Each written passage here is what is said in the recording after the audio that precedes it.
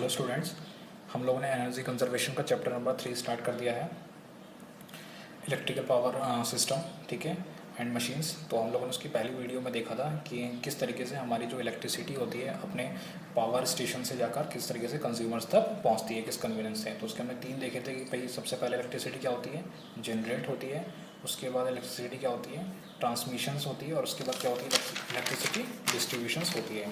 तो हम लोगों ने इसके 3 देख लिए थे। विद्युत सप्लाई सिस्टम के 3 मुख्य भागों से मिलाकर हमारी इलेक्ट्रिसिटी क्या होती है, हम तक पहुंचती है, ठीक है। उसके लिए हम लोगों ने एक डायग्राम भी देख लिया था इसके प्रीवियस वाले लेक्चर में। अगर वो वीडियो किसी ने नहीं देखी हो तो वो वीडियो को आप लोग देख सकते हैं। आज का हमारा टॉपिक है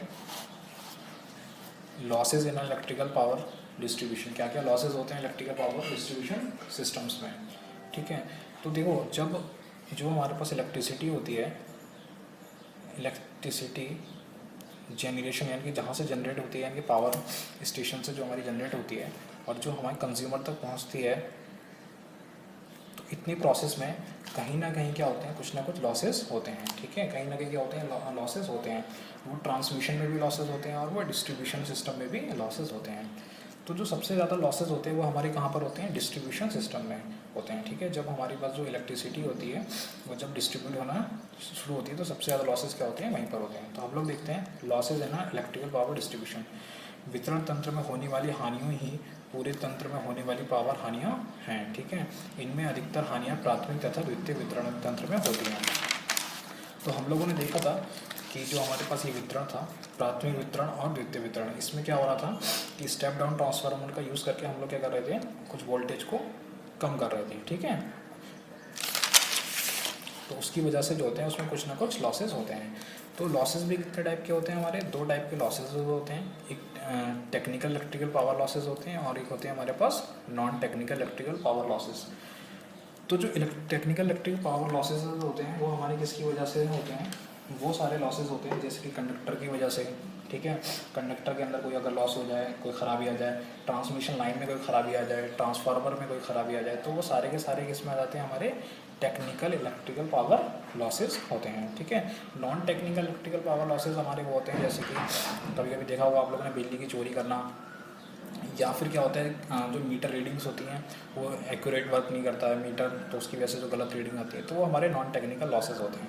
टेक्निकल इलेक्ट्रिकल लॉसेस हमारे बेसिकली क्या होते हैं, जो हमारे ट्रांसमिशन लाइन की वजह से, ट्रांसफार्मर की वजह से और कंडक्टर की वजह से और असिस्टेंस की वजह से, इन सब की वजह से जो लॉसेस होते हैं।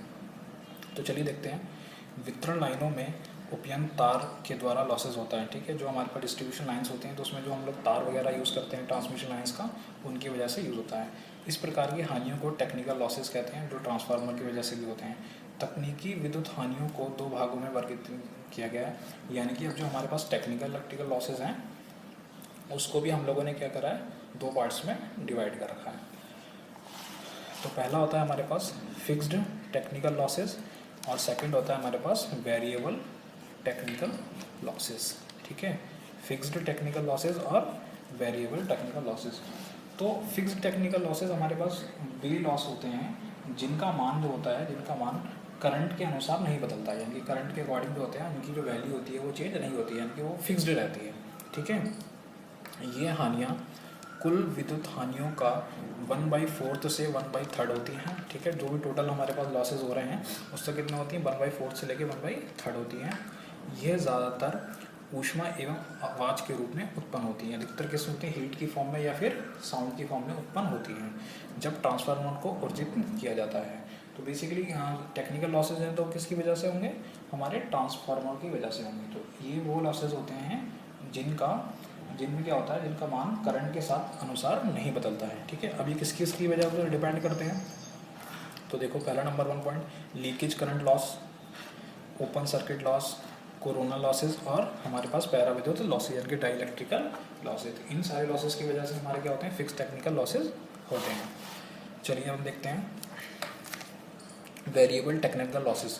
तो ये हानियों का कुल विद्युत हानियों में 2/3 से लेकर 3/4 होती हैं। हमारे पास फिक्स टेक्निकल लॉसेज कितने होते हैं, 1/4 से लेकर 1/3, और ये कितना होता है हमारे पास 2/3 से लेकर 3/4, ठीक है। ये बेसिकली किसकी वजह से होती हैं हानियाँ, हमारे रेसिस्टेंस की वजह से अधिकतर होती हैं। तो इस प्रकार की हानियों होने के कारण लाइनों की प्रतिबाधा, प्रतिरोध तथा जूल ऊष्मा हानियाँ होती हैं। ठीक है, अधिकतर रेजिस्टेंस की वजह से होती हैं। ये वेरिएबल होती हैं, यानी कि चेंज होती रहती हैं ये। ठीक है, और जो हमारी फिक्स्ड होती है क्या होती है, करंट की धारा के अनुसार चेंज नहीं होती हैं। नेक्स्ट हमारा टॉपिक है, अब हमारा नया टॉपिक आ गया है इलेक्ट्रिकल बिल। तो हम लोगों ने इस चैप्टर नंबर 3 में सबसे पहले टॉपिक देखा था power system, electrical power system किस तरीके से होता है। फिर उसका हमने डायग्राम देखा था कि जो हमारे घरों में आ रही है एसी सप्लाई 220 वोल्टेज वो किस हिसाब से आती है। ठीक है, कौन से ट्रांसफार्मर यूज़ करे जाते हैं, step up step down transformer. Next हमने टॉपिक देखा था कि क्या लॉसेज होते हैं, और अब हम देखेंगे इलेक्ट्रिसिटी बिल। ठीक है, तो देखो इलेक्ट्रिसिटी बिल क्या होता है। इलेक्ट्रिसिटी बिल, देखो हम क्या कर रहे हैं, इलेक्ट्रिसिटी का यूज़ कर रहे हैं। हम लोग क्या करते हैं, इलेक्ट्रिसिटी का यूज़ करते हैं। तो जो हम इलेक्ट्रिसिटी का कंजप्शन कर रहे हैं, यूज़ कर रहे हैं, उसके अकॉर्डिंग हमें क्या करना होता है, उसका भुगतान करना पड़ता है, यानी कि उसकी पे करना पड़ता है जिस हिसाब से हम अपनी इलेक्ट्रिसिटी का यूज़ कर रहे हैं। अगर कुछ लोग ज़्यादा कंजप्शन कर रहे हैं इलेक्ट्रिसिटी का, ज़्यादा यूज़ कर रहे हैं बिजली का, तो उन लोगों को उसका भुगतान उसी हिसाब से करना पड़ता है। कुछ लोग कम यूज़ करते हैं तो उनको उस हिसाब से करना पड़ता है। ठीक है, तो कंज्यूमर के द्वारा उपयोग किए जाने या खर्च किए गए विद्युत ऊर्जा के बदले जो पैसे का भुगतान उपभोक्ता के द्वारा किया जाता है वही हमारा क्या कहलाता है, इलेक्ट्रिसिटी बिल किया जाता है। यानी कि वो पैसे का भुगतान जो भी हम इलेक्ट्रिसिटी का यूज़ कर रहे हैं, तो उसकी वजह से जो भी हम पैसे को जो भी हम लोग अपना बिल को पे करते हैं, ठीक है, भुगतान करते हैं हमारे द्वारा, वो हमारा क्या कहलाता है, इलेक्ट्रिसिटी बिल कहलाता है। जैसे कि अगर आपके अपने घर में 50 यूनिट बिजली खर्च किया है, तो आपके द्वारा चुने गए टैरिफ, देखो एक टैरिफ प्लान होता है।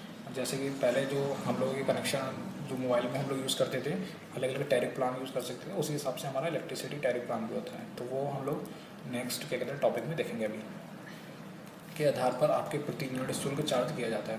तो मान लो कोई भाई 50 यूनिट की यूज़ करता है बिजली, कोई 10 यूनिट यूज़ करता है, कहीं कहीं पर इंडस्ट्रीज़ में तो बहुत ज़्यादा यूनिट यूज़ होती है बिजली, तो उसके अकॉर्डिंग क्या करता है, उसको पे करना पड़ता है। उसी के अकॉर्डिंग हमारा क्या आता है, इलेक्ट्रिसिटी बिल आता है। तो देखिए उसके बाद क्या है, एनालिसिस ऑफ इलेक्ट्रिसिटी बिल, विद्युत बिल का विश्लेषण। तो विद्युत बिल देखिए, हमें जो बिल को पे करना होता है वो हमें मंथली भी बिल आता है हमारा। कहीं कहीं पे जगह होता है क्या होता है 2 मंथ में बिल आता है, कहीं कहीं पे क्या होता है 3 मंथ में बिल आता है, कहीं कहीं पे पूरे साल में बिल भी आता है। ठीक है, कम विद्युत खपत के लिए न्यूनतम दर, यानी कि अगर हम लोग अपनी एनर्जी का यानी कि इलेक्ट्रिसिटी का अगर हम लोग क्या करेंगे, कंजम्पशन कम करेंगे, तो उसके लिए हमें क्या होगा, उसका न्यूनतम दर देना पड़ेगा। ठीक है, लो कम देना पड़ेगा, और अधिक विद्युत ऊर्जा खपत के लिए ज़्यादा पैसे चार्ज किए जाते हैं। अगर हम उसकी जो भी हम एनर्जी का कंजप्शन कर रहे हैं, अगर हम कम कर रहे हैं, तो उसके लिए जो हमारा दर होगा वो क्या होगा, मिनिमम रखा जाएगा, और अगर हम ज़्यादा यूज़ कर रहे हैं तो वो क्या रखा जाएगा, हमारा मैक्सिमम रखा जाएगा। ऐसा इसलिए किया जाता है क्योंकि इससे क्या होती है, एनर्जी का जो कंजप्शन है वो ज़्यादा एनर्जी का यूज़ ना किया जाए। ठीक है, ज़्यादा एनर्जी का यूज़ ना किया जाए, और ऊर्जा की क्या होता है, कंजर्व होती रहे। एनर्जी हमारी क्या कर सकते हैं, या इलेक्ट्रिसिटी क्या होती रहे, हमारी कंजर्व होती रहे। तो ऐसा इसलिए किया जाता है ताकि कंज्यूमर कम से कम विद्युत ऊर्जा खपत करे और विद्युत ऊर्जा की बचत की जा सके। तो देखते हैं हम लोग एक उदाहरण देखते हैं। ये हमारा रिलायंस कंपनी का टैरिफ प्लान निम्नलिखित है। तो देखिए उदाहरण के तौर पर है, आप लोग लिख देना अगर एग्जाम में आता है तो एक उदाहरण देकर इसको आप लिख सकते हैं। जैसे कि अगर 1 से लेकर अगर 100 पहली रीडिंग आती है, तो उसके लिए जो हमारे पास चार्ज किया जाता है वो 2.96 ₹2.96 पर यूनिट दर होती है। कितने लिए, जब 1 से 100 के बीच में होती है। ठीक है, और जैसे ही हमारी 100 से ऊपर जाएगी यानी कि 300 तक जाएगी अगली, तो उसके लिए अगली जो 200 यूनिट होगी, 100 के लिए तो इतना चार्ज हो गया, अगली जो 200 होंगी उसके लिए कितना चार्ज होगा, 5.56 यानी कि ₹5.56 की दर की यूनिट प्रति यूनिट हमें दर पे करना पड़ेगा। 300 से 5 के लिए कितना हमें पे करना पड़ेगा, 9.16 यूनिट की दर से। और अगर हमारे पास क्या होगा, 500 से 300 से 500 से भी अगर ऊपर होगी तो उसके लिए हमें कितना पे करता है, 10.16 यूनिट पर यूनिट हमें हम लोगों को उसका पेमेंट करना पड़ता है। ठीक है स्टूडेंट, तो ये हमारा क्या था, इलेक्ट्रिसिटी बिल था, ये इसका एनालिसिस हो गया। इसकी अगली वीडियो में हम लोग देखेंगे टैरिफ के बारे में, किस तरीके से हमारे क्या क्या टैरिफ प्लान्स होते हैं। ठीक है,